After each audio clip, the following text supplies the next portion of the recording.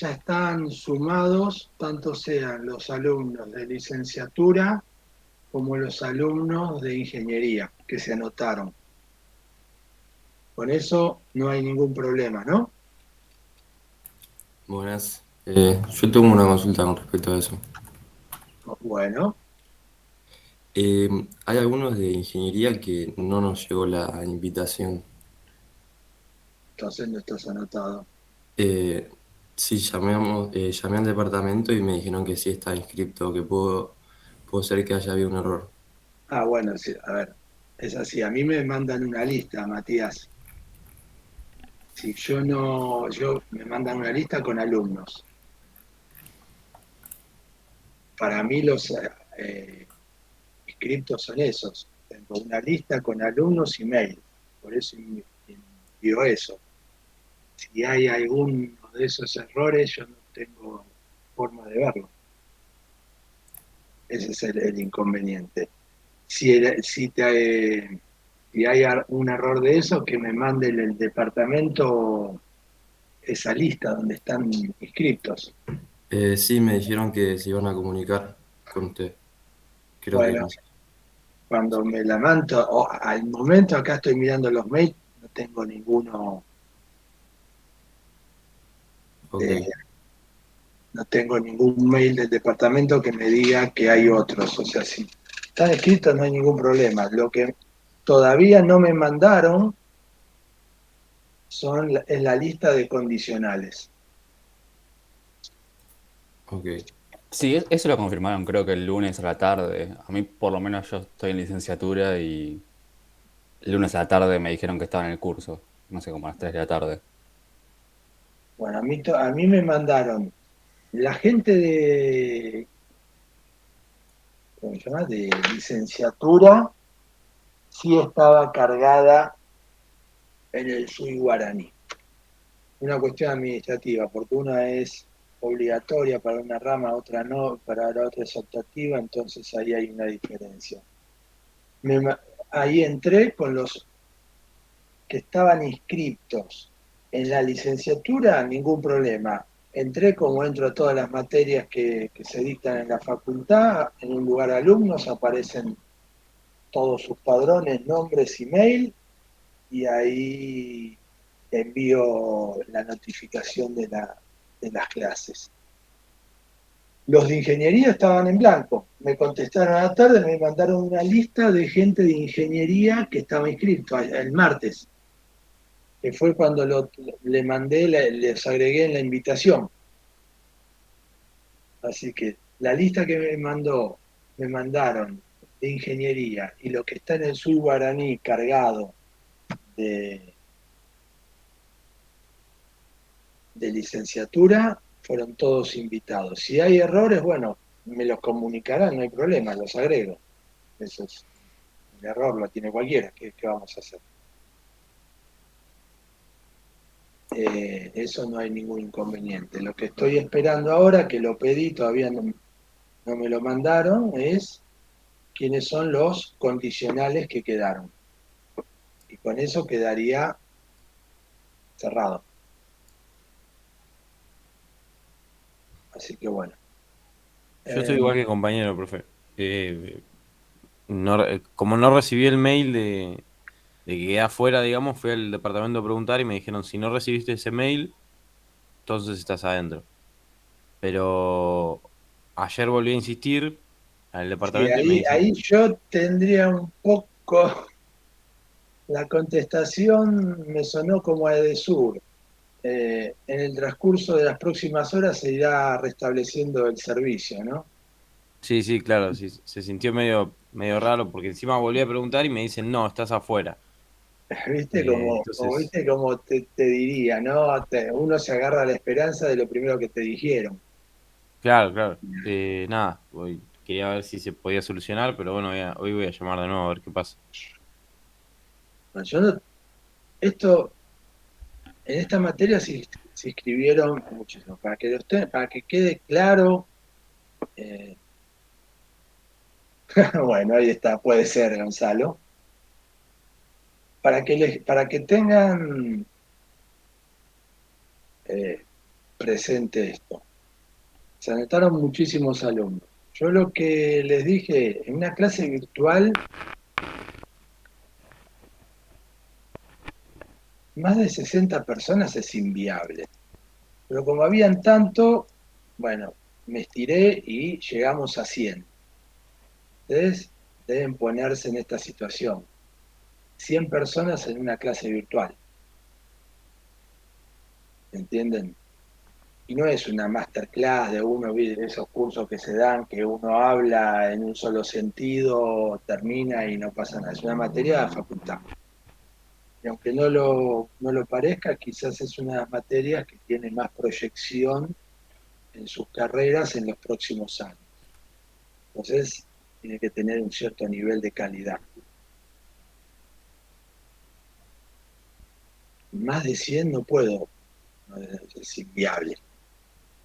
Sí, lo que les dije es que si hay tanta demanda, yo no tengo problema de repetir este curso el segundo cuatrimestre. Ya lo dimos en el curso de verano, lo dimos el primer cuatrimestre y el segundo cuatrimestre. ¿Qué les quiero decir? Que los que quedaron afuera, sus compañeros que no están acá y quedaron afuera, tampoco se desesperen tanto porque supuestamente la vamos a repetir en el segundo cuatrimestre, junto con tecnologías emergentes. Así, a la mañana. Y van a ser, sería mi interés que sean de lunes a viernes, serán 3 días inteligencia artificial y los otros 2 días tecnologías emergentes. Y a la tarde las materias habituales como damos. Así que tampoco es tan grave. ¿Está?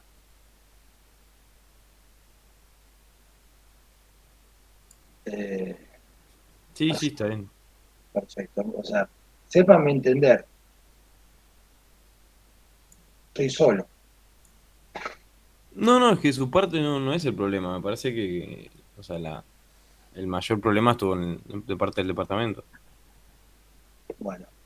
Así que bueno, entre todos vamos a tirar para adelante y lo vamos a sacar como sacamos todo en la facultad. ¿Eh? Profe, yo tengo una última consulta. Sí. Eh, a los de ingeniería no nos aparece la materia en el SIU. Después deberíamos pedir los créditos al departamento, ¿o cómo funciona Ah, eso? ese es otro parto. Ahora estoy con los de curso de verano. Sí, hay que pedirlo en el departamento. El proceso es el siguiente, por lo menos el que sacamos hasta ahora con los alumnos. Ayer terminé a la noche de tomar la última fecha de examen de inteligencia artificial. Entonces, yo durante el transcurso del día de hoy voy a enviar las notas de los alumnos al departamento. Y ahí formalmente es lo que se termina de, termina mi parte, porque como no están en el Sui Guaraní, si no las cargaba yo. Termina mi parte. Supuestamente el departamento con eso lo que hace es lo siguiente. Toma el plan de la materia y eleva a académica la lista con la aprobación y el plan. Y eso es la información que ya necesita académica para que después ustedes inicien un trámite. O sea, Luis XIV debería estar orgulloso de tanta burocracia, que fue el que la inventó, ¿no? Porque no le gustaba hablar con la gente. Y ahí ustedes inician el trámite, académica ve el plan, ve que ustedes están en la lista esa que recibieron del departamento y les deberían aparecer los créditos reconocidos. Buenísimo. Eso es lo que hasta ahora descubrimos.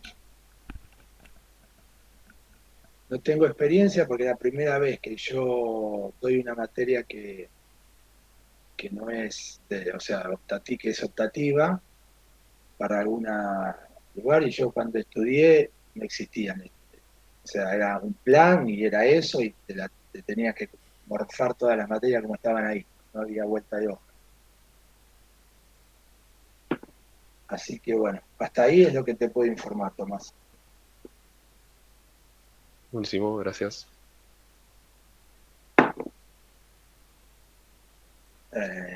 Bueno,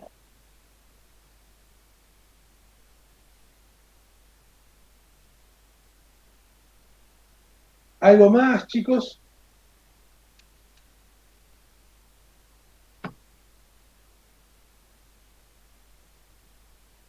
¿Alguna pregunta más?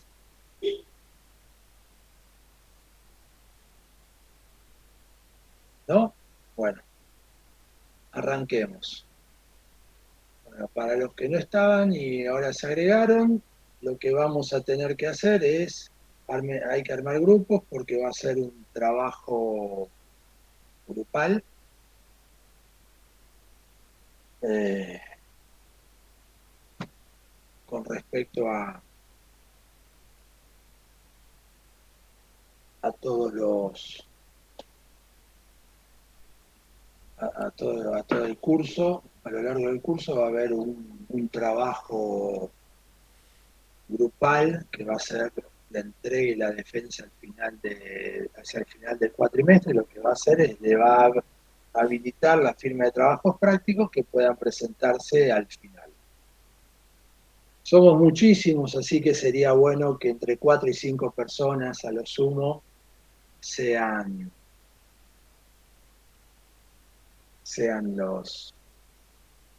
los grupos. ¿Está? Piensen que va a ser parte van a tener que programar, con lo cual asumo que todos tienen habilidad de programación.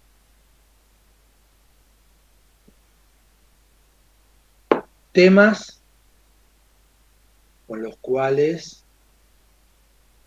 tenemos que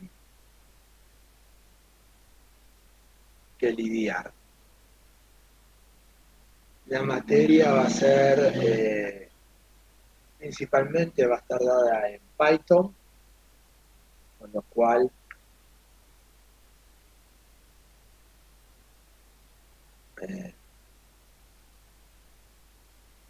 todos deberían ir refrescando sus conocimientos de Python. Es muy sencillo, cuando veamos los ejemplos y todo lo que vamos a hacer, no van a tener mayor inconveniente. Eso es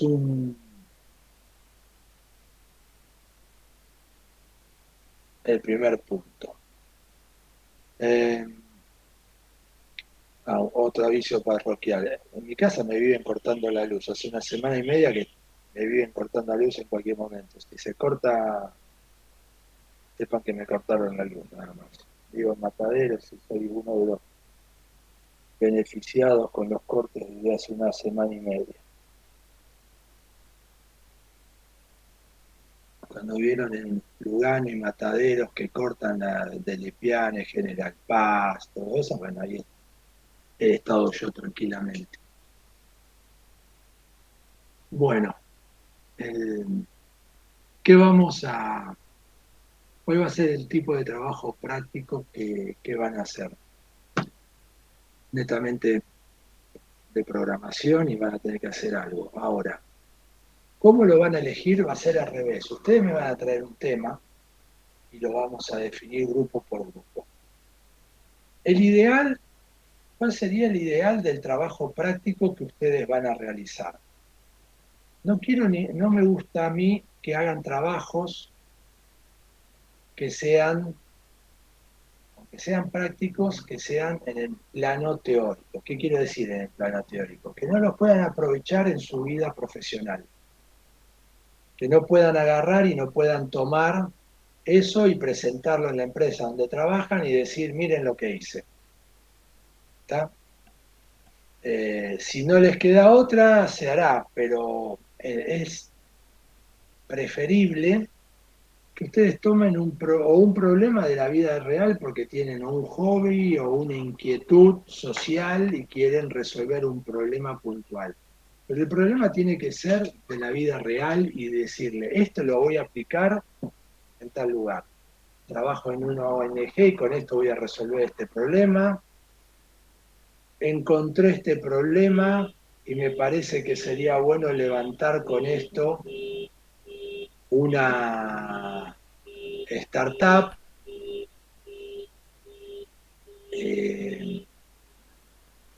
y así sucesivamente.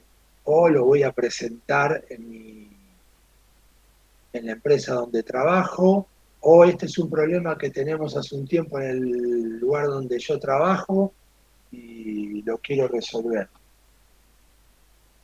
Esa es la consigna.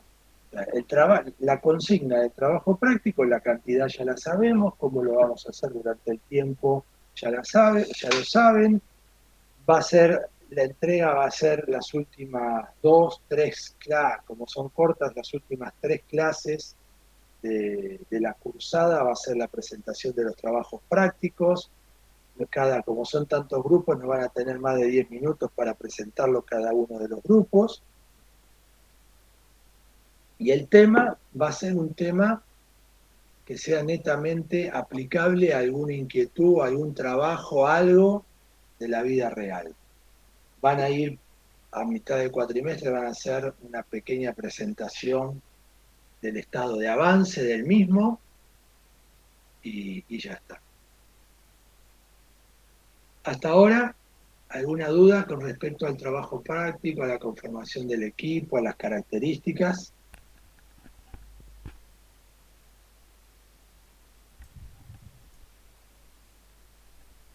No.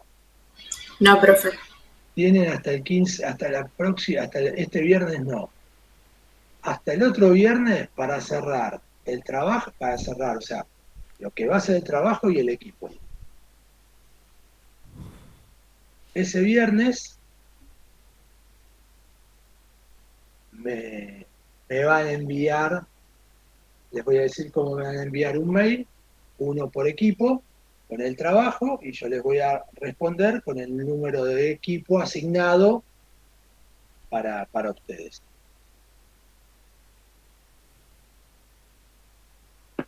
Bueno, con eso ya estaríamos con el trabajo práctico. ¿Qué más? ¿Alguna duda de trabajos prácticos, de cursada, de exámenes? Así cerramos todo con eso, que ya hoy vinieron nuevos. Sí, Federico. Sí, Hernán, ¿cómo andas? Te quería preguntar si hay algún ejemplo que tengas en la mente de lo que fueron estos trabajos prácticos para darnos una Sí, idea te que puedo sea decir tranquilo, sí, no hay ningún problema. que hubo. Hubo, por ejemplo, trabajos prácticos, tenía cursos que querían evaluar brechas de seguridad. Un muchacho trabajaba con seguridad informática y armó un modelo para evaluar brechas de seguridad. Después otra persona trabajaba en el área de marketing, en una empresa de marketing digital, era programadora y generó un par de modelos para segmentación de clientes. ¿Qué más? Había gente que trabajaba en Mercado Libre en distintas áreas y fueron para sus áreas resolviendo el problema particular. La idea es, si vos trabajás en algo, otros para detectar bugs en programas, trabajaban en una software factory y querían detectar bugs en programas. No sé, si trabajan en un banco pueden hacer procesamiento de lenguaje natural para clasificar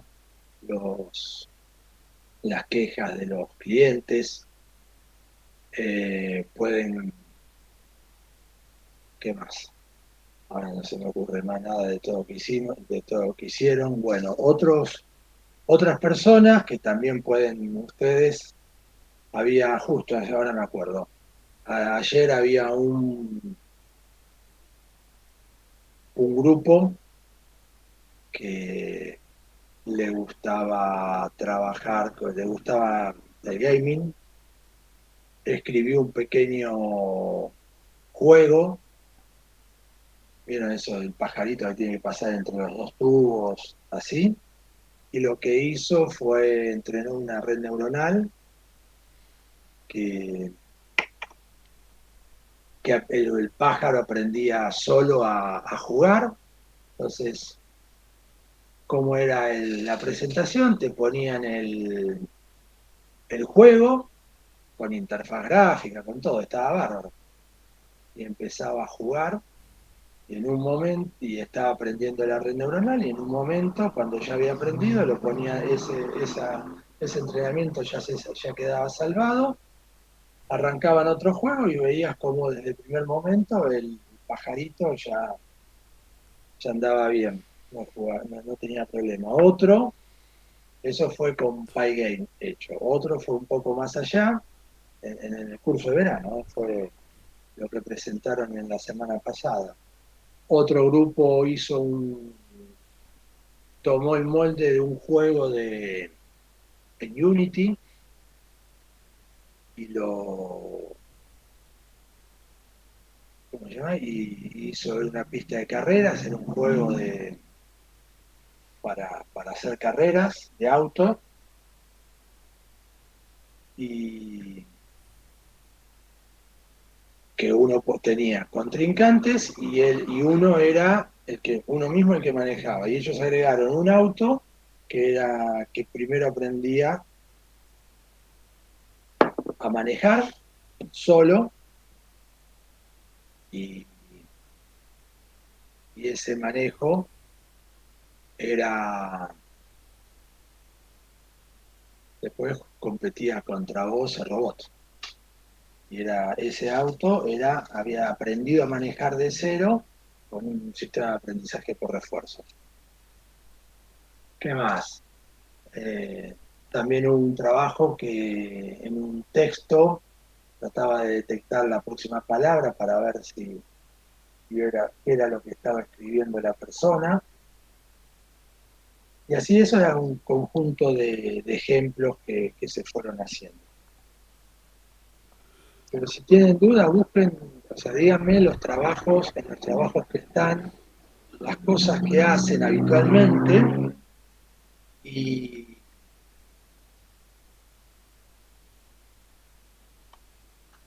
es más fácil muchas veces, en función del entorno donde que trabajan, aplicar algún modelo, más que a ustedes en esta primera instancia que están aprendiendo estos temas, que les salga dónde lo podrían aplicar.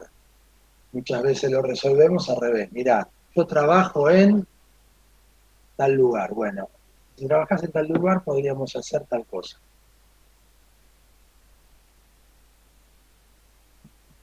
Perfecto, gracias. Sí, Javier.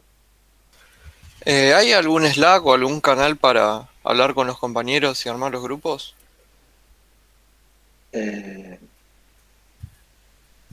No, pero a ver, denme un segundo, porque un compañero ya me había contactado. Denme un segundo.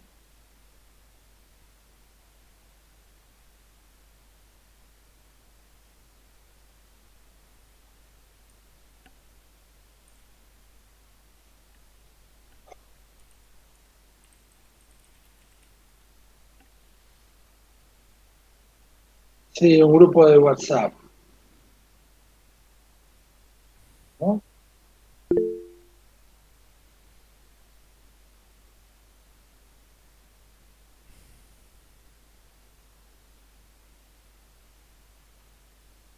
Esperen que igual déjenme un momento.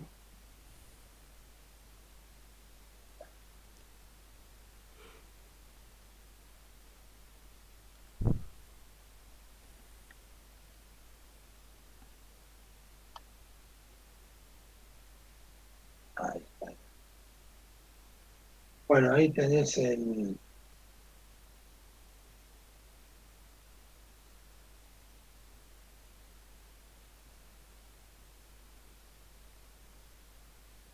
Bueno, ahí está. Eh, bueno, ya está, ahí está el grupo, ahí tienen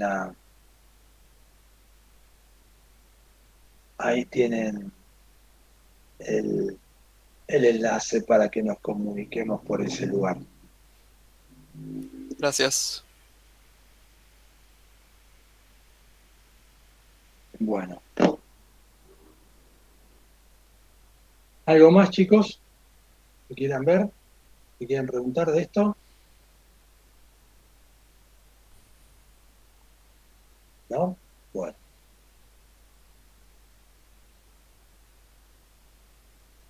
Continuemos. ¿Quién tiene experiencia o ha visto algo de inteligencia artificial o machine learning? ¿Entrenó modelos?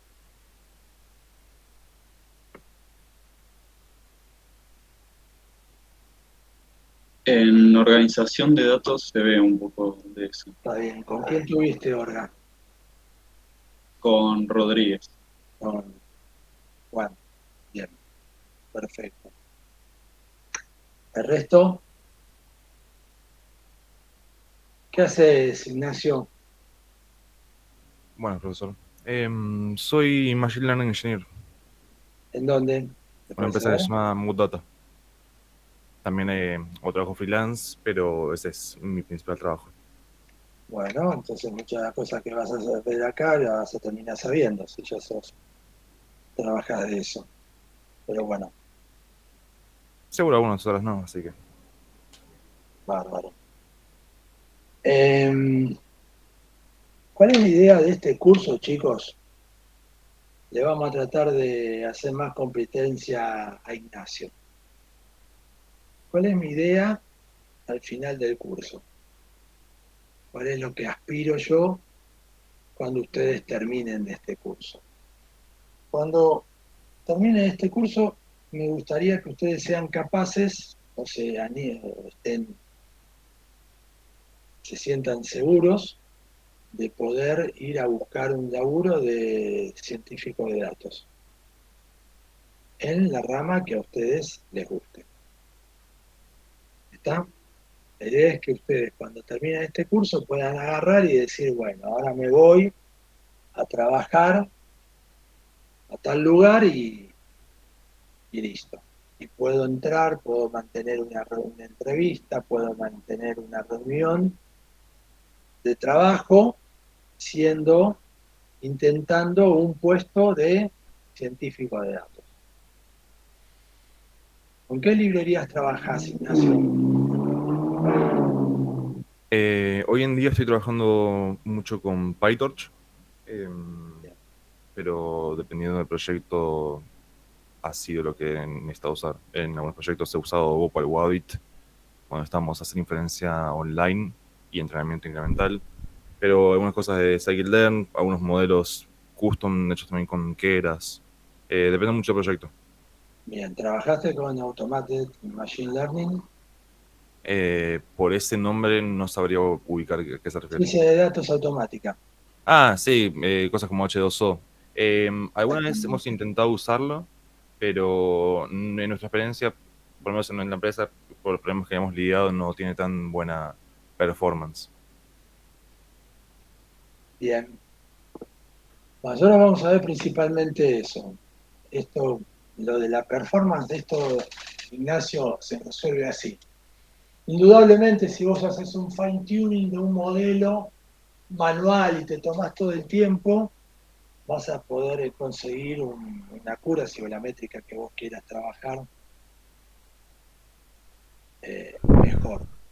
Lo que te permite trabajar con el Automated Machine Learning es que rápidamente podés encontrar un modelo y reconocer los datos.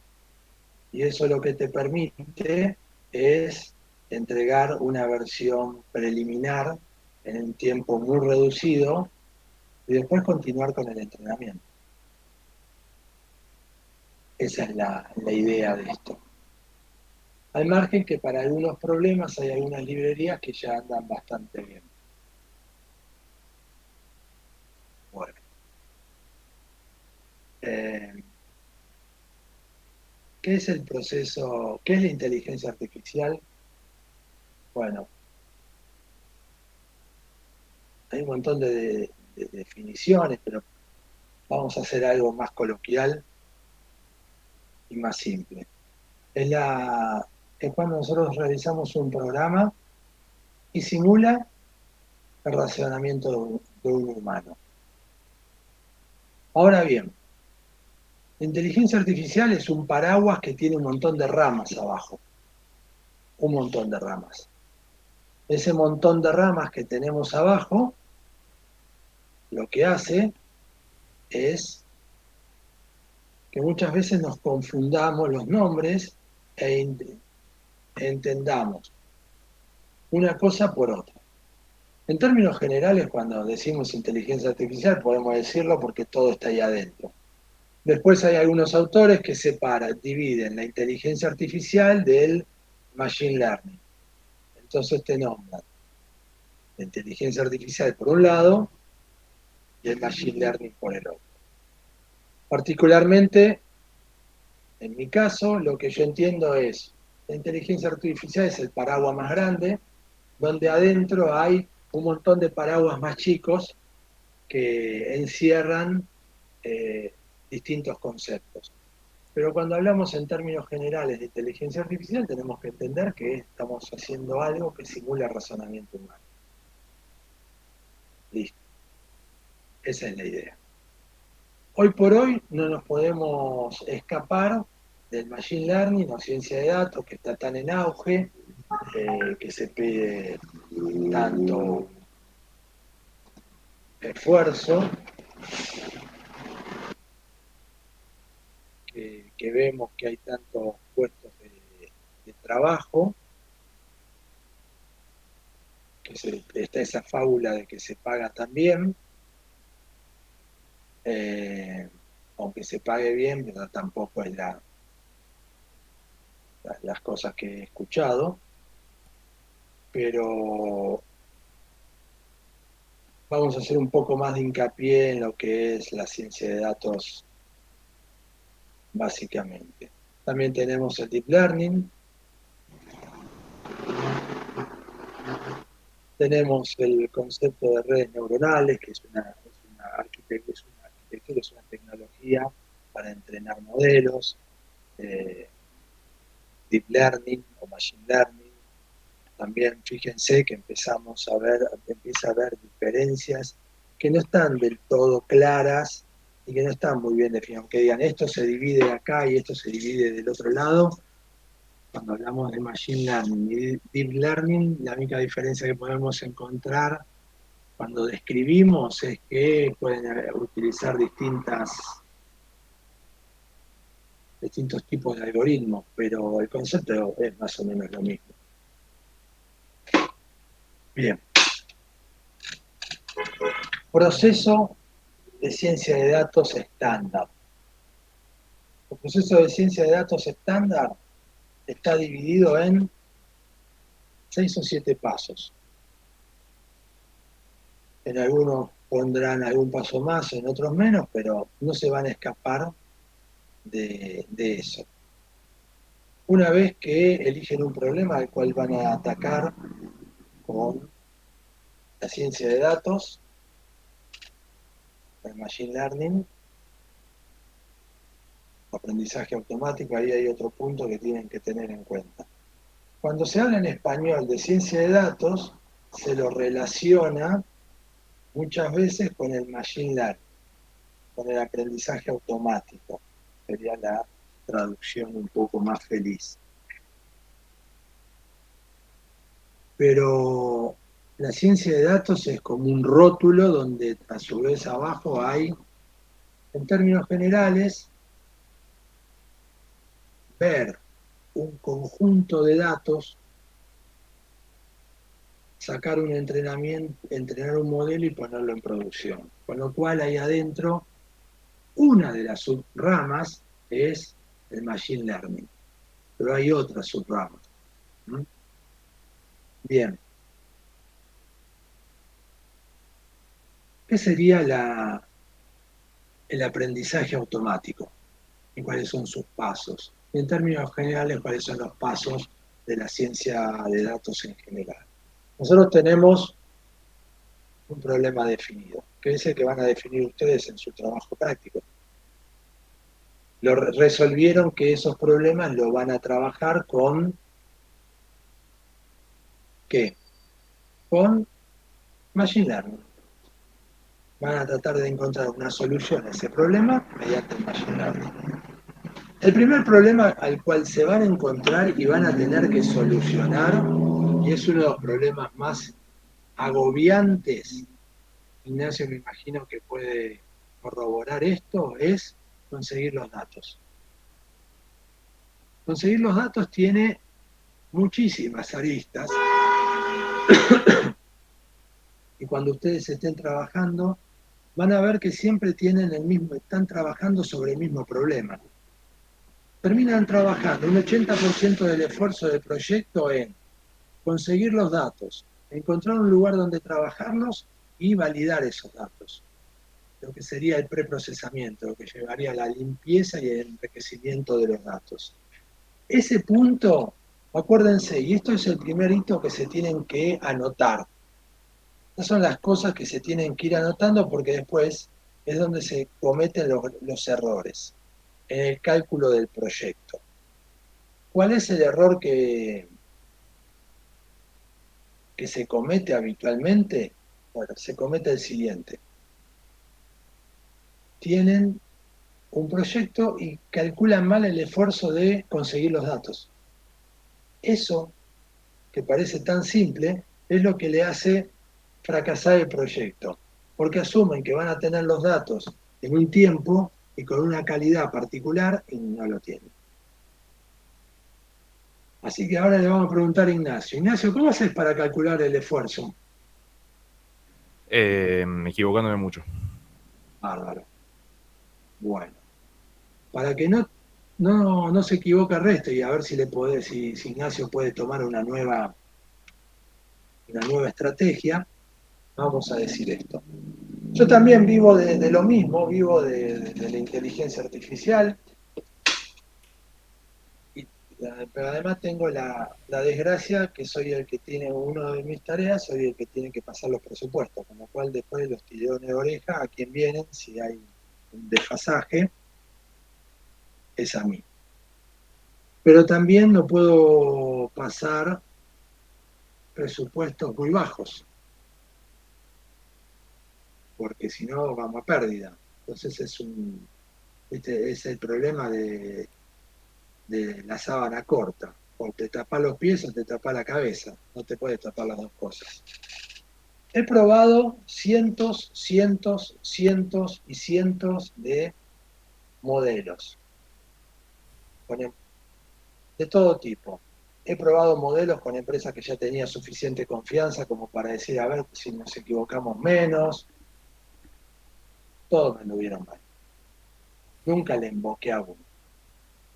Lo que me terminó funcionando, y es lo que aplico en este momento, y es lo que están por lo menos andando mejor, aunque al principio muchas veces se tiene alguna resistencia, pero bueno, ahí ya es una cuestión de negociación, eso ya pasa por otro lado, es la prueba de concepto. Y esto es lo que ustedes van a tener que hacer en su proyecto. En el proyecto que ustedes de trabajo práctico, van a tener que hacer una prueba de concepto.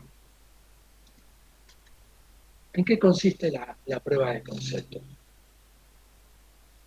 Nunca crean lo que le dice un cliente interno o externo de la calidad de datos con la que se manejan ellos o la disponibilidad de los datos. Nunca se lo crean. Aunque ustedes le digan sí, por una cuestión de etiqueta, nunca se lo crean. ¿Por qué? Porque en realidad no es lo que le están diciendo a ustedes. No es como se lo están diciendo, simplemente. ¿Está? Lo que le están diciendo es indudablemente una mentira. No porque lo quieren mentir, sino porque ni ellos mismos saben la calidad de datos que tienen y la disponibilidad de los datos que tienen. Les podría contar historias de todo tipo, empezando por, no, está todo en el backup, y cuando vamos a buscar el backup, alguien se pregunta, ¿y a dónde bajamos la información? Algo tan sencillo, porque el administrador de red y el administrador de la red tenía todos sus cálculos, pero para el recupero de un backup, ¿en dónde? Sobre el espacio que ya estaba ocupado, no sobre un nuevo espacio, y mantener un doble de espacio ocupado. Problema número uno, al margen de que después el backup no funciona o estaba mal hecho, también lo encontré. Otro caso, ¿de quién son los datos? Hay silos de información en las empresas. La gente no va a querer compartir los datos con vos. ¿Por qué hago tanto hincapié en estos problemas cuando estoy hablando de inteligencia artificial y ustedes se quisieran tirar de cabeza en los modelos de ciencia de datos y trabajar con PyTorch o Keras o TensorFlow, como dijo Ignacio, que son librerías de Machine Learning y Deep Learning? Porque si yo iría directamente a las librerías, le estaría sacando o no le estaría transmitiendo lo más rico de la experiencia de estar trabajando en esto. Que donde se van a equivocar siempre no es cuando ya llegaron a la construcción del modelo. Donde se van a equivocar siempre es en los pasos previos, en dónde conseguir los datos. Entonces tienen que entenderlo y se tienen que hacer carne de que el principal problema que ustedes tienen ahí es conseguir los datos. ¿Dónde ponerlos? Que les den los permisos, que tengan el espacio y después, sobre todo, que se los expliquen. Porque cuando ustedes vayan a decir, bueno, si consiguieron los datos, bueno, dame el DER más o menos para que entienda la estructura. No, bueno, la verdad que el DER que tenemos es la primera versión y ya hace como 10 años que no lo actualizamos. Esas cosas que parecen, no, ¿cómo te van a decir en una multinacional esto? Es moneda corriente que recibas esas preguntas. Entonces, volviendo a el primer paso que van a tener que hacer en su trabajo práctico. ¿Y por qué se los estoy dando a voz alzada y no se los estoy dando escrito en un documento para que lo tengan todo? Porque así es como se van a tener que arreglar en la vida real. No van a tener nada escrito y van a tener que ir tomando grajeas de información de muchas partes de la empresa y ustedes mismos van a hacer lo que van a tener que escribir la documentación. Entonces, ¿qué es la prueba de concepto? En términos generales, yo lo hago por 3 meses, pero ustedes no tenemos 3 meses para hacer esto. Lo van a hacer en 20 días, nada más, es una escala menor. Pero en esa prueba de concepto, lo que ustedes están diciéndole al cliente interno o externo es lo siguiente. En primer lugar, como yo no sé con qué me voy a encontrar entre tus datos, como yo no sé lo que voy a encontrar entre tus datos, lo que voy a hacer es, en los primeros 3 meses, va a costar tanto, un valor X, es un valor estándar, que no resulte rechazo para la empresa ni que sea muy bajo. Tampoco tienen que sacar mucha ganancia ustedes como empresa, sino para conocer los datos y en realidad están cobrando para comprometer a la empresa que les dé bolilla. Si es gratuito, no le responde nadie. En cambio, cuando alguien tiene que firmar un presupuesto, ahí todos toman prestan atención. Con ese pequeño detalle, lo que van a hacer es evaluar los datos. Sobre el problema que tienen, van a hacer una evaluación de datos. ¿Y cuál va a ser el resultado final a los 3 meses? Van a entregar un documento donde les va a decir, en términos generales, cuál es la viabilidad del proyecto, por eso es una prueba de concepto, cuál es la disponibilidad de los datos y la calidad de datos en términos generales que tiene la empresa que quiere hacer ese proyecto,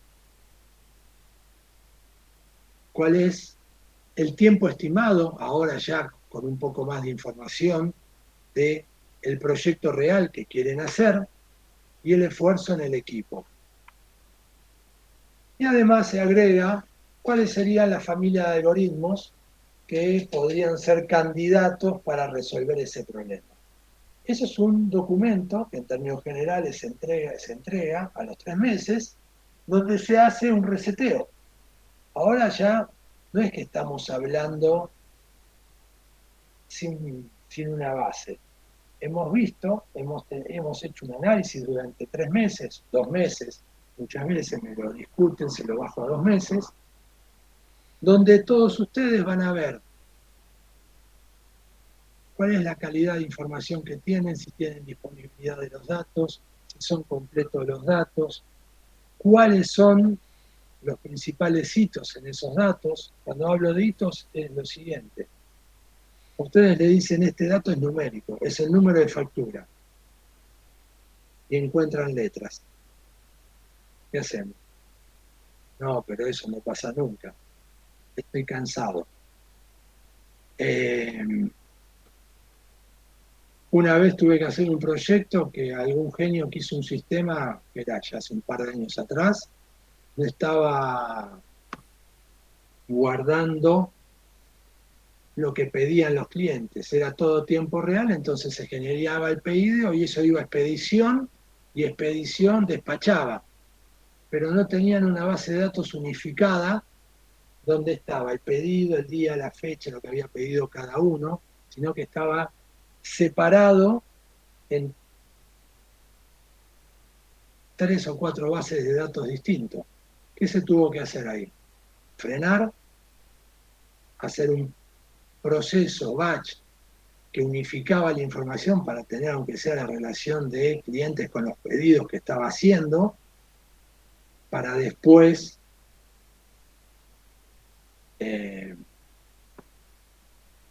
tener algo para trabajar.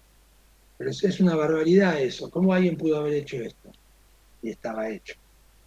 Otra cosa que van a encontrar con los datos cuando hacen este tipo de trabajo van a ser que hay errores que frenan el proyecto de ciencia de datos y tienen que arrancar de vuelta con otro proyecto, porque el agujero que encontraron en los datos es tan grave que toda la empresa se tiene que abocar a solucionar ese problema.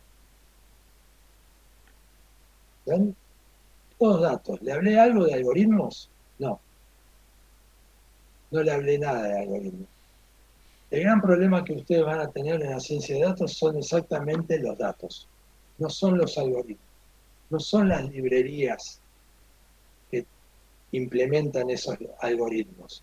Ni siquiera, hoy por hoy, es problema el esfuerzo de cómputo para entrenar esos algoritmos.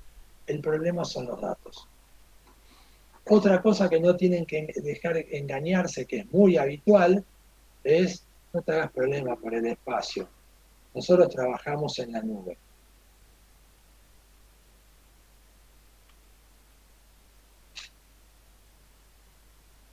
¿Qué se imaginan que es la respuesta cuando le decimos, bueno, vamos a bajar los datos en la nube?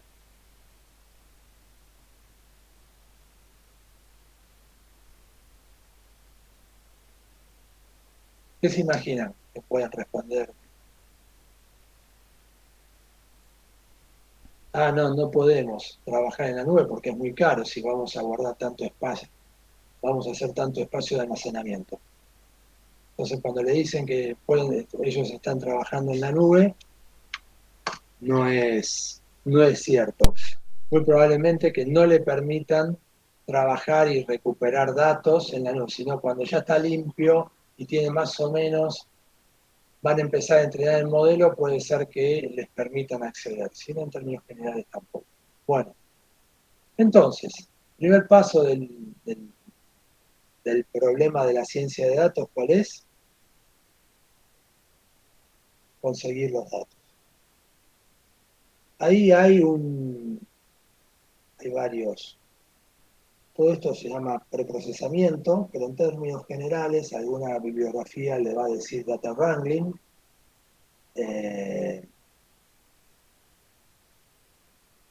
Otros van a dividir esto en data wrangling, análisis exploratorio de la información, pero para que se queden tranquilos es el preprocesamiento, es el reconocimiento de los datos.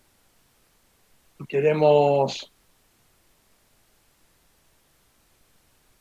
No, Nicole, lo que vos tenés que hacer es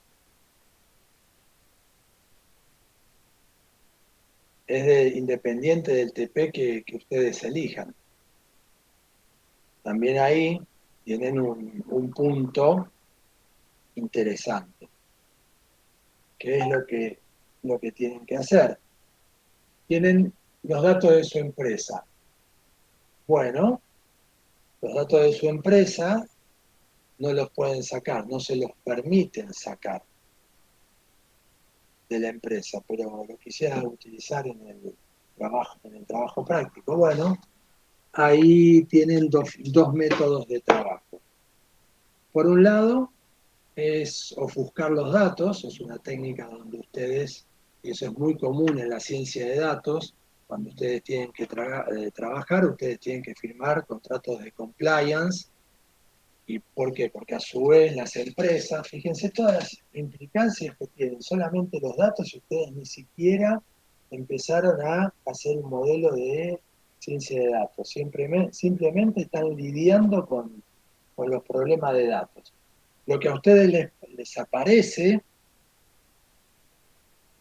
es que las empresas firmaron, tienen el problema del habeas data. Todos asumo que conocen lo que es el habeas data. La seguridad de información de sus clientes. En primer lugar, por ejemplo, en Argentina, un banco no puede procesar, o hasta hace poco tiempo, no podía procesar los datos del banco fuera de su red. Tuvo que haber una resolución del Banco Central para que permita trabajar en la nube. Todas las empresas firman un contrato de responsabilidad de que van a resguardar los datos de sus clientes, a condición de que si no los guardan, ustedes, la empresa, puede tener perjuicios económicos serios. Bien. En realidad esos datos se los están dando a ustedes, donde lo más probable es que estén trabajando en una notebook que no tiene mucha seguridad, y en la misma notebook que están viendo Netflix, están haciendo sus modelos de ciencia de datos. ¿Ven que hay una incoherencia? Bueno, entonces, las empresas, ¿qué le van a decir? No, tenés que hacer el modelo desde adentro de nuestra red y no podés salir, eso es un dolor de cabeza porque se tiene que instalar en la empresa o van a tener que ir a conseguirse un entorno virtual y siempre es más lento, es un dolor de cabeza. O lo que se hace son dos cosas. Primero, la primera técnica que se utiliza es ofuscar los datos, a todos los datos que van a trabajar desde adentro de la empresa, lo que le hacen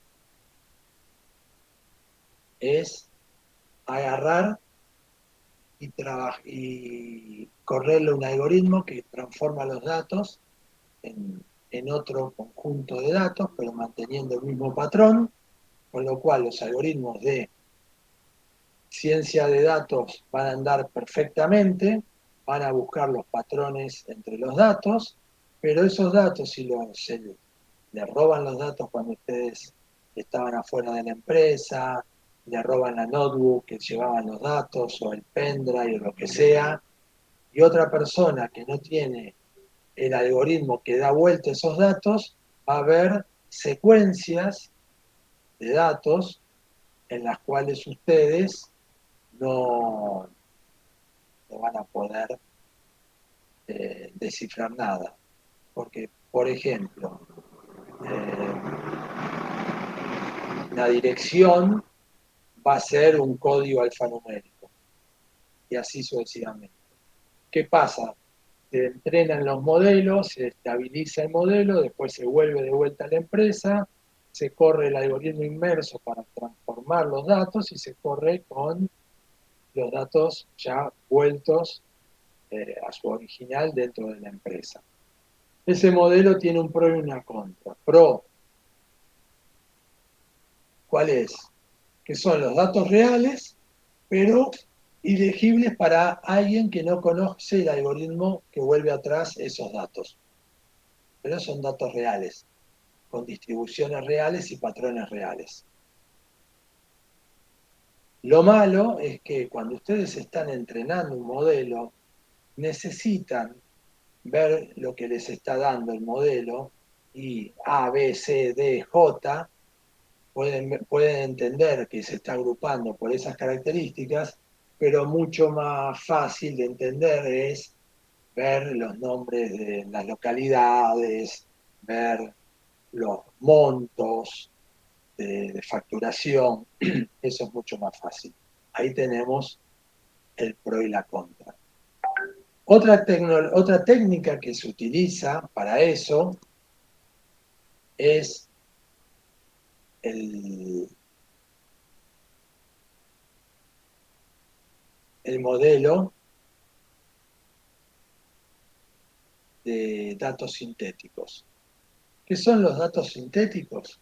Eso es muy común utilizar, arrancó en la industria financiera por este problema de la seguridad de la información, y es una herramienta extremadamente utilizada. ¿Qué es lo que se hace? Se estudian las distribuciones del conjunto de datos, las correlaciones existentes, y se genera un nuevo conjunto de datos con datos generados artificialmente, por eso se llaman datos sintéticos. Cuando se habla de algo sintético, es algo que se generó a partir de un algoritmo. Entonces, los datos sintéticos se generan a partir de datos reales, pero se genera otro conjunto de datos con nombres ficticios, con DNI ficticios, con direcciones ficticias, con localidades que pueden ser son las reales, pero en realidad no pertenece a ningún cliente o usuario de la empresa en realidad, fehacientemente. ¿Les queda claro la diferencia entre los dos métodos?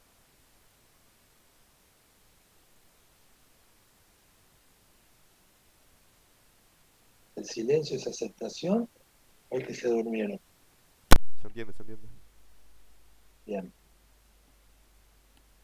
Entonces, lo que ustedes tienen ahí es el método de datos sintéticos, tiene sus pros y tiene sus contras, como todos.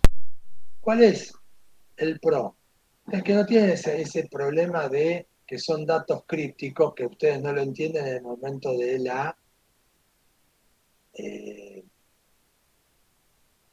de que están entrenando.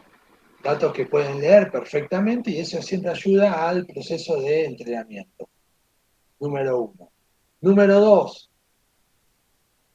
Es una técnica muy utilizada para algo que vamos a ver más adelante, para equilibrar categorías en los conjuntos de datos, para aumentar, data augmentation, que se llama, aumentar los conjuntos de datos para un mejor entrenamiento. La desventaja de este modelo es que en realidad son datos sintéticos, son datos artificiales, son datos que mantienen las correlaciones, pero que no son datos reales. Se supone que es una aproximación real de los datos que existen, pero siempre son datos creados artificialmente. Y esa cuestión de ser datos creados artificialmente es de donde deriva el nombre datos sintéticos. No tienen que perder de vista este concepto de datos sintéticos porque es algo que se utiliza muchísimo en la ciencia de datos.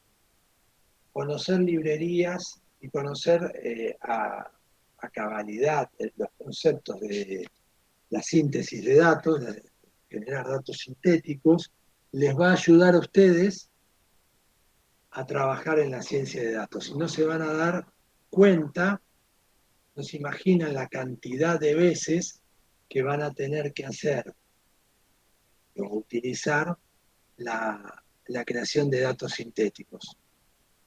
Yo que trabajo estoy en el Instituto de Gas y el Petróleo de la UBA, muchas veces cuando nos piden hacer modelos de ciencia de datos para algo, por ejemplo, vaca muerta, hoy por hoy muy común, donde tenemos que predecir dónde tendrían que hacer, por ejemplo, el próximo pozo para que sea redituable. Uno de los grandes problemas de la ciencia de datos en la geología es que hay muchos datos, le pueden decir, tenemos 14 millones de registros, como me dicen habitualmente, pero capaz es una zona muy pequeña. Esos 14 tienen muchos datos, pero una zona muy pequeña. Y ellos quieren hacer un pozo en una zona que tiene muy pocos datos. Bueno, la generación de datos sintéticos y la extrapolación les va a ayudar mucho para tener un dataset para que puedan entrenar un modelo, porque si no se convierte en ciencia de datos sin datos. Es como medio una contradicción tratar de hacer ciencia de datos en un lugar donde no tenemos datos. ¿Estamos? Bien. Todo esto es solamente para decirle que el primer paso que tenemos es buscar los datos, conseguir un lugar y tener acceso a él. Cuando llegamos a eso, ahí empezamos a tener el problema de cómo trabajarlos. Entonces ahí viene la primera cuestión. Bueno, podemos hacer esto de la prueba de concepto. En la vida real, la prueba de concepto tiene un valor fijo, X, tanto dinero, donde ustedes durante 3 meses analizan los datos de la empresa y entregan un reporte al final del mismo diciendo, para el problema que se quiere solucionar, cuál es el tiempo estimado para obtener los datos, cuál es la calidad de los datos. Ustedes en esos 3 meses, 2 meses, lo que estuvieron viendo es cuán complejos son los datos, van conociendo a las personas con las que tienen que trabajar, le dan una hoja de ruta de cómo sería el proyecto que van a hacer y un estimado de los algoritmos o la familia de algoritmos que sería más apropiado utilizar, no para el conjunto de datos solamente, sino para el problema, ¿no? Porque hay una doble vara que ustedes tienen que tener en su cabeza, y es la siguiente. No deben confundirse problema con algoritmo que se aplica para ese problema. Si no, es problema y calidad o cantidad de datos, y en la combinación de esas dos cuestiones es donde van a definir el algoritmo con el cual van a trabajar. Y acá le vamos a dar respuesta a una duda que en términos generales, una pregunta que en términos generales todas las personas que empiezan a trabajar o que ya tienen varios años en ciencia de datos nunca se terminan de responder fehacientemente. Y es, cuando ustedes vean tipos de problemas o cuando veamos, bueno, algoritmos de clasificación. ¿Por qué hay muchos algoritmos de clasificación de datos?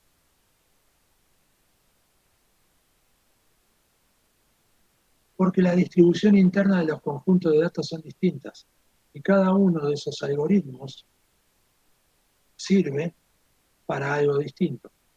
Fue pensado para algo distinto. El gran problema que tenemos en términos generales en la ciencia de datos es cuando aparece un algoritmo nuevo o los algoritmos clásicos que ya existen, él o el equipo, la persona o el equipo que definió ese algoritmo, no nos dice, lamentablemente, en términos generales, puede haber alguna honrosa excepción, para qué tipo de distribución de datos lo pensó.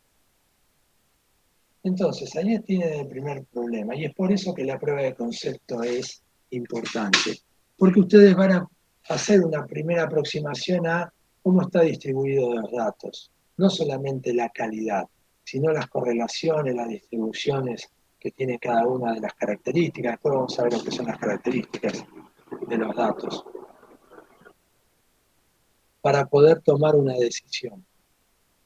Entonces, esa prueba de concepto son 3 meses, un valor estándar, se entrega un documento final donde dice una estimación del esfuerzo del real proyecto, una visión y una definición de la calidad de datos que tiene la empresa y una familia de algoritmos que podrían ser utilizadas para atacar el problema que quiere solucionar la empresa. Ahora sí, viene la segunda negociación. ¿Cuál es el valor real que le van a poner a eso?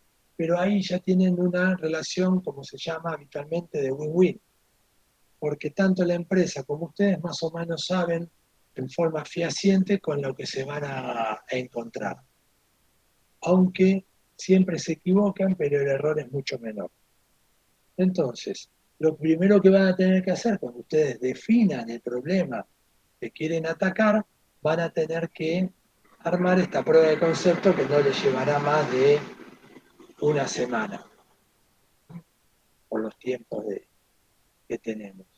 Y van a tener que entregar un documento con todas las áreas que yo les acabo de comentar. Bueno, una vez que tienen los datos, asumimos que ya vamos a trabajar. Pudimos conseguir los datos, pudimos conseguir la información con la cual vamos a trabajar, conocemos el problema, ¿qué tenemos que hacer? Bueno, tenemos que validar la calidad de datos. Eso es la limpieza de los datos. Esto lo hace, ahora vamos a empezar a pensar en alguno de los perfiles distintos que hay en la ciencia de datos. Esto lo hace el científico de datos y acá en la industria local, por lo general, somos medio paturuzú. Tiramos el córner y vamos a cabecear, ¿no? No nos queda otra. Pero en la industria, un equipo más formal, todos estos primeros pasos, quien lo hace es el que es denominado en términos generales como ingeniero en datos. El ingeniero en datos es, digámosle así, a grosso modo, un DB, un Database Administration, que ha devenido en empezar a desandar el camino de la ciencia de datos. Una persona que entiende de SQL puede conectarse a base de datos, sabe algo de programación para conectarse con distintos orígenes de datos, extraer la información, sabe cómo trabajar con las personas, con los DBA, con los administradores del networking para conseguir permisos y todo, para lidiar con todo esto y generar un primer repositorio de datos. Bien. Y ahí lo que va a tener que empezar a trabajar es con la limpieza de datos. Imagínense ustedes que van a haber conseguido distintos orígenes de datos. ¿Qué quiere decir orígenes de datos? Muchos de los datos que ustedes van a trabajar en un modelo de ciencia de datos no vienen de una sola tabla, ni siquiera de una sola base. Pueden venir de distintas bases de datos, pero además de distintos orígenes. Van a tener datos que van a estar en una planilla Excel, otros en un blog de un archivo, es un archivo plano, un archivo CSV. Van a tener bases de datos, distintas bases de datos. Van a tener datos externos a la organización, que lo van a tomar de alguna repartición pública. Datos alternativos, como se lo llaman, datos que no son directamente, en primera instancia, relacionados con el problema, pero cuando ustedes empezaron a ver las características del problema, vieron que tenían que tomar y hacer que web scraping, o sea, un programa que vaya a una página web y extraiga información automáticamente y genere un archivo. Cuando yo hablo de múltiples fuentes, es todo eso. Muchas veces van a tener que hacer scrapping de páginas web porque no tienen JSON que puedan extraer, sino tomar la información de la mismísima página web y separarla en forma automática. Bueno, todas esas tareas son las que habitualmente se la asocia a un perfil que sería como el ingeniero en datos. Ahora bien, van a escuchar un nuevo concepto que es el dataset, un conjunto de datos, no es más que eso. Ese dataset, una vez que conseguimos tener el dataset, después vamos a ver todo lo que tenemos que hacer. Ahora estamos contando por arriba básicamente lo que hacemos es, con ese dataset, ¿qué es lo que vamos a construir? Con ese dataset lo que vamos a hacer es trabajar validando que cada una de las columnas, vamos a llamarlo columnas, que se llama característica, que es feature. Y esta sí es una palabra importante en ciencia de datos. Una característica, un feature, es lo que ustedes, en términos coloquiales, tendrían que reconocer como una columna de una planilla Excel. Imagínense por un instante, tapate los oídos, Ignacio, estoy diciendo una herejía, pero es la mejor alegoría que puedo encontrar para que entiendan lo que es un dataset y una característica. El punto es, imagínense, una planilla de Excel, una hoja de Excel. Esa planilla de Excel es su dataset. Y cada columna de la planilla se llama característica, feature. Esa característica o feature tiene determinadas valores, rango de valores, distribuciones, todo eso. Bueno, lo que uno tiene que empezar a ver es entender qué es eso, cuáles son sus distribuciones y si son correctas. Por eso están haciendo la limpieza de los datos. Encuentran valores que no podrían estar representados ahí. ¿Por qué? Porque por X motivo hicieron una actualización de datos, la hicieron mal, lo que sea, no importa. Lo que pasa en las empresas son cientos de casos distintos que hacen que los datos estén mal y tengan un alto grado de errores. Entonces, el ingeniero en datos, lo primero que está haciendo es consiguiendo los datos, llevándolos a un conjunto de datos, a un dataset medianamente normalizado. Acá acuérdense, como son distintos orígenes de datos, ustedes tuvieron que armarse su DER para ver cómo están relacionados los datos y poder generar un conjunto de datos unificado. Después tuvieron que agarrar y hacer la limpieza de los datos. Eventualmente, cuando terminaron de validar la limpieza de los datos, ahora tienen un conjunto de datos. Por lo general, se trabaja con archivos CSV, no necesariamente. Cuando son muy, muy grandes los datos, se trabajan con un conjunto de tipos de archivos de datos que son específicos para Big Data, para grandes volúmenes de información. Después lo vamos a ver más adelante, pero el concepto es, imagínense, en términos generales, que van a trabajar con un CSV, que ya lo normalizaron, tomaron pequeñas partes de información de todo lado, lo pusieron en un solo lugar, validaron que los datos, o sea, que esos registros tengan valores coherentes, y llegaron a este punto. Una vez que llegaron a este punto, el último paso que hace el ingeniero en datos, acá está todo es medio borroso, no lo tomen como una ciencia cierta y exacta, sino que lo que hace el ingeniero en datos es hacer una potenciación de los datos. ¿Qué es potenciar los datos? ¿Qué se imagina?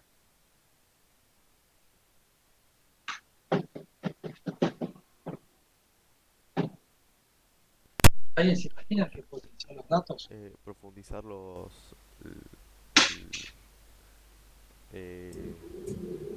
información de los datos, más que nada. Creo yo, potenciar datos. Más o menos.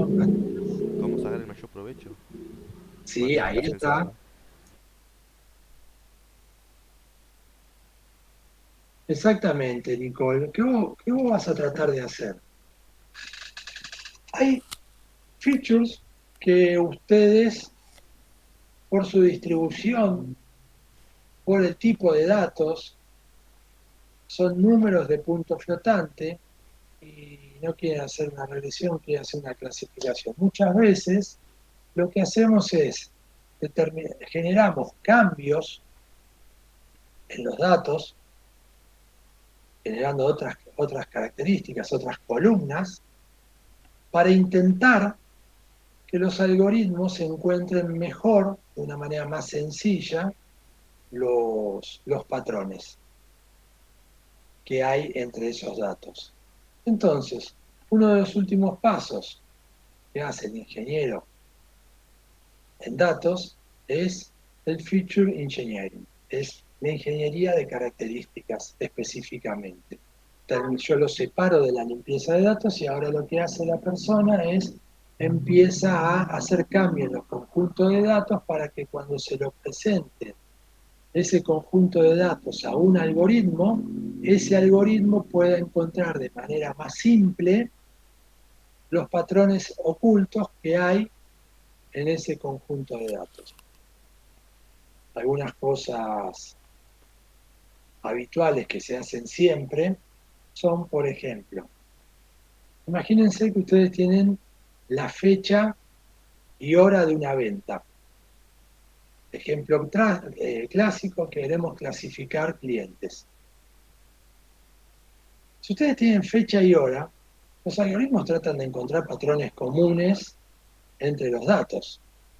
¿Cuántas ventas se habrán hecho en la misma fecha y hora?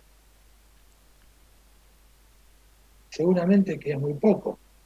Pero el campo fecha y hora yo puedo generar un montón de características más. Puedo generar una característica más que diga día de la venta, otra característica que diga si fue mañana, tarde, noche, otra característica si fue la primera semana, la segunda, la tercera, la cuarta del mes, si fue un día feriado o fin de semana o un día hábil, si fue en el primer cuarto, segundo, tercero, si fue en el primer semestre, en el segundo semestre, si fue en un rango de horario particular, si fue a la mañana, tarde, noche. ¿Ven? De una sola columna, fecha y hora, pude desglosar esa información en un montón de columnas y poniendo partecitas de esa información. Y seguramente al final, cuando le pase el modelo fecha y hora, ni lo voy a utilizar todos los demás campos porque me da mucho más información. ¿Por qué? Porque le permite agrupar de una mejor manera los algoritmos. ¿Estamos? Otra acción que se hace habitualmente es, si yo tengo dos columnas, dos features, dos características que tienen una alta correlación. ¿Qué quiere decir? Que cuando una sube, la otra sube en la misma medida, cuando una baja, otra baja en la misma medida. O una correlación inversa, cuando una sube, la otra baja, cuando una baja, la otra sube. Pero vamos al ejemplo más fácil. Una correlación directa, cuando una sube, la otra sube casi en la misma proporción, cuando una baja, la otra baja casi en la misma proporción. ¿Por qué voy a poner las dos columnas? Le estoy metiendo ruido porque le estoy dando más esfuerzo al algoritmo para tratar de encontrar esos dos algoritmos, reconocer los patrones en esas dos columnas. Ahí puedo tomar la decisión de dejar solamente una columna o generar un ratio que represente las dos columnas. Por ejemplo, la media de las dos columnas. ¿Ven? Ahí hay esas son algunas de las cosas de ingeniería de características que se pueden hacer. Lo que les acabo de nombrar son cuestiones estándares que siempre se prueban. Después vamos a ver más en detalle cuestiones particulares que dependen ya del tipo de datos con el cual estamos trabajando. Pero eso es lo que se dice ingeniería de características, es darle esteroides a mi conjunto de datos para que podamos encontrar mejores patrones. ¿Estamos ahí? Después de eso, ya viene el trabajo del científico de datos. Ahora se pone el sombrero del científico de datos y lo que hace es, con ese conjunto de datos, trata de encontrar un patrón. En un momento, nosotros tenemos que definir una métrica. Después vamos a ver dónde se define la métrica. No se define en este momento. La métrica es lo primero que se define. Pero no importa, todavía no nos vamos a meter con ese problema. La métrica es la evaluación del algoritmo. Cuán bien o cuán mal anduvo un algoritmo. Hay cientos de métricas para cientos de familias de algoritmos. No cientos de familias, hay unas cuantas familias de algoritmos y hay decenas de métricas. Y hay métricas para problemas y hay métricas para familias de algoritmos. En términos generales, todos tienden a utilizar el accuracy y la certeza, pero no siempre van a ver qué es la más apropiada. La métrica que van a tener que utilizar para ver si el entrenamiento que hicieron de su algoritmo es bueno o es malo, surge de una combinación de cuestiones. Pero la que tiene más peso es entender el tipo de problema. Por eso, cuando nosotros estemos haciendo el trabajo práctico, lo primero que vamos a definir una vez terminado de reconocer cuál es el problema que tenemos, va a ser la métrica que vamos a utilizar. Y acá a muchos les va a parecer raro, pero no conozco el algoritmo. Está muy bien. Vos tenés que utilizar una métrica que esté despegada del algoritmo. Si vos tomás una métrica, una vez que empezaste a trabajar con los algoritmos, vas a generar un sesgo cognitivo que lo que te va a hacer es inherentemente tomar la métrica que más te convenga, la que más te ayuda, y no la que más ayuda al problema. Pero métrica, sepan que es algo que ayuda a medir cuán bien o cuán mal trabajó el algoritmo. Acá el ingeniero el científico de datos prueba con ese conjunto de datos que le dio el ingeniero en datos los algoritmos, va tratando de encontrar el que le da mejor resultado. También él cambia el conjunto de datos, le hace modificaciones, al igual que le había hecho modificaciones el ingeniero en datos. Puede comunicarse con este y preguntarle si puede conseguir más información o más datos, o lo que sea. Y en un momento que hizo todo eso, encuentra un modelo ya entrenado. Entrenó el modelo, resolvió el modelo y va a presentar los datos. Y ahora sigue otro camino que vamos a continuar. Hasta acá, ¿entendieron el proceso y más o menos están ubicados cuáles son los principales problemas y cómo deberían enfocarse para resolverlos?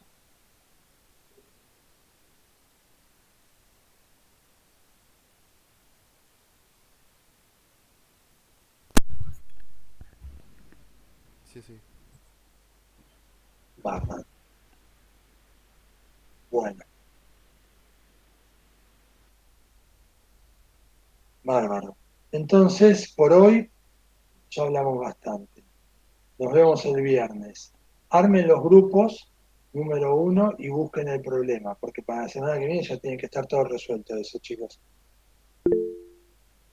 Sí, Javier. Consulta, bibliografía y eso, que es en el drive que está en el grupo de WhatsApp, ¿no? Drive que está en el grupo de WhatsApp. ¿Qué drive tenés vos? Que no Ahí en la compartís nada. descripción del grupo de WhatsApp hay un drive. Sí, pero no tienen acceso ustedes. Ah, O salvo que se lo hayan pasado por otro, está bien, pero ahí va a estar la información, Javier. ok. Solicitamos acceso entonces y después podemos verlo ahí. Yo se los doy por el mail que voy recibiendo. Dale, gracias. Bueno, chicos, ¿alguna pregunta más?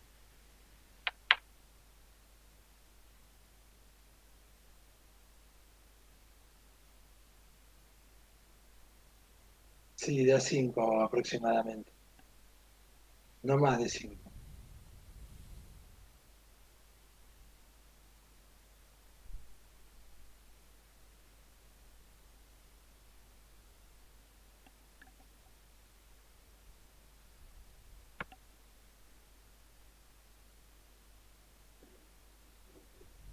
Ah, bueno, si está acceso a todo FI, ya está, no hay ningún problema. Acceda mejor, menos laburo. Bueno, chicos, nos vemos el viernes. Hasta luego. Chao. Chao, profe. Hasta luego. Chao, hasta luego. Gracias.